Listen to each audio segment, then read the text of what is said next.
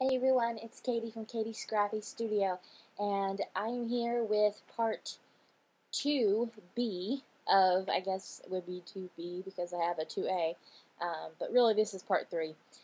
This is where I am going to show you how to put, um, put together your strands on your charms. Like for this charm right here, we're going to put together a strand like this, one with a loop on the end of it, and then we're going to do one like this where there isn't a loop on the end of it. And the difference between the two is using a head pin and then using an eye pin. An eye pin is one that has the loop on the end of it. So I'm not exactly, it's probably going to be a lot of cutting and maybe some fast motion with this. I'm not entirely sure because this is kind of me working as I go. I can't really plan this out ahead of time. So it's just going to take me a minute to find the right beads and what I want to do, and etc. But I do have this charm here and another charm here for inspiration, so that I can have some ideas and get them done a little quicker for you guys. This charm is I'm making this for a client, and she is a wonderful client. Her name just totally blanked. Oh my gosh, she is such a sweet Diane. So if you're watching, Diane, hi. This is the charm that I'm making for your daughter. Sorry for that beep. That was my email. So let's get started here. On the bottom, actually, with this bead case is a mess because I knocked it off onto the floor once. Some of my other furniture fell over and knocked it over, and oh my gosh, it was a disaster. I hadn't sorted through it, and I don't think I ever will sort through it.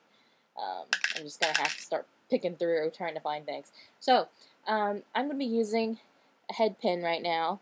This is the one that has a little kind of silver disc on the end of it, and with this one, if you're using an eye pin or if you're using a head pin, the first bead you put on, you don't want it to have a very, very wide hole. Like, this isn't a bead. This is for an Italian charm, I believe. This wouldn't work, obviously. I don't think this would work with an eye pin because that hole's so big. But, it would just slide on through. So, but most beads that you get you're not going to have a problem with that. So, the first strand I'm going to do, I think I will do in pink.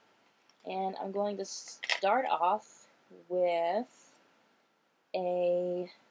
let's see here. Okay, this is one of those beads. It's way too big.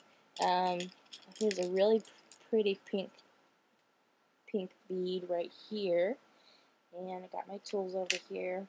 Again, I'm using 2 flat nose pliers and then 1 round nose pliers, and I have wire cutters sitting in my lap right here.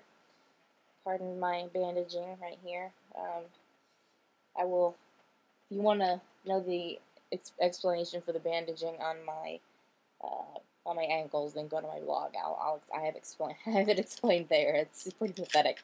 But anyway, so let's see. I want to do a big white pearl bead at the bottom. Actually, I'm going to do a big white pink bead at the bottom here. And sometimes these beads are stubborn and don't have the ends of them the holes aren't completely done through. So I have this, so I have it looking like that. And then I'm going to add a bead cap, and I'm going to use this bead cap right here. And nope, that one's too big. I don't like that. So I'm going to go back with a smaller bead cap that I have here. Sorry if you can hear my dog. So I have a smaller bead cap, and then I'm going to use a spacer bead, which a spacer bead is just like a really small bead, or not. I think I'm going to use this little pink odd-shaped bead that I found just sitting in my box here.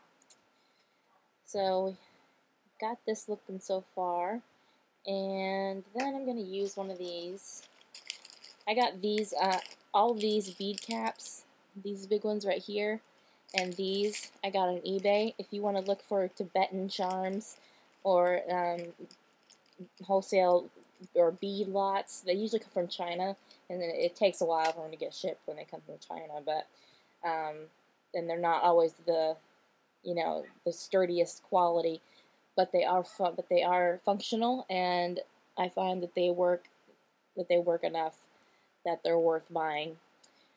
So I have this right here. I've got the pearl beads, I've got the bead cap, I've got a pink bead right here. It's an odd shape, and then I've got, kind of break up the monotony of the round.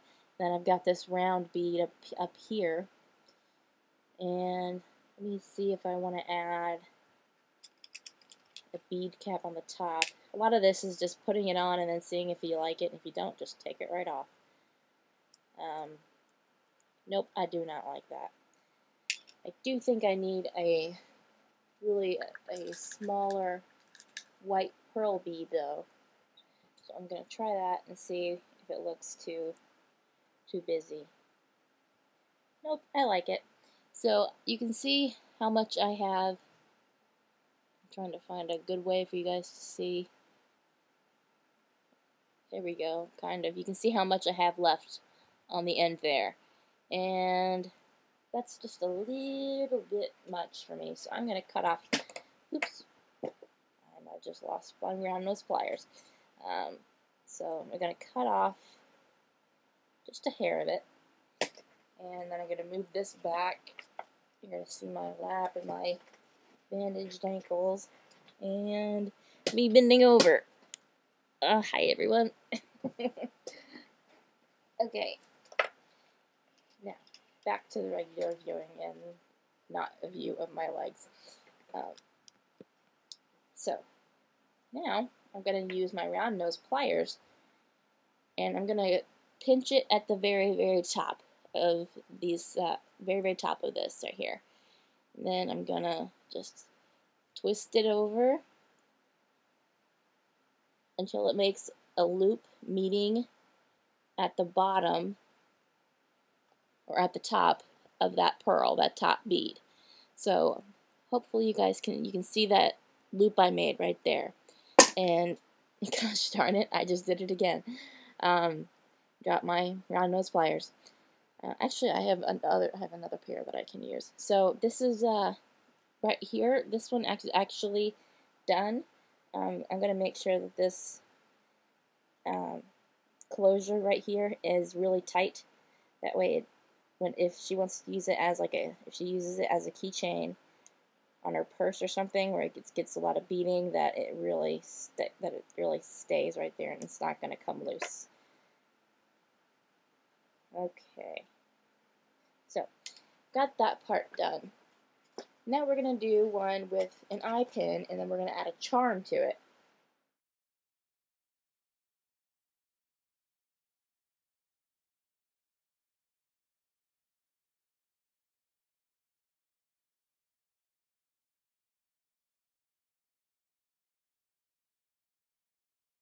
So we have that, and then what we're going to do is we're going to attach a charm to it. And right now, of course, I cannot find my charm. Right now I'm just going to use a butterfly. And for this, I'm going to need a jump ring, an O-ring.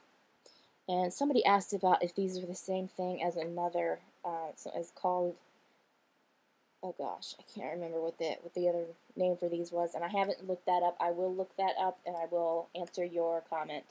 So, you guys, so you'll know. These are just basically little rings that have a split in them.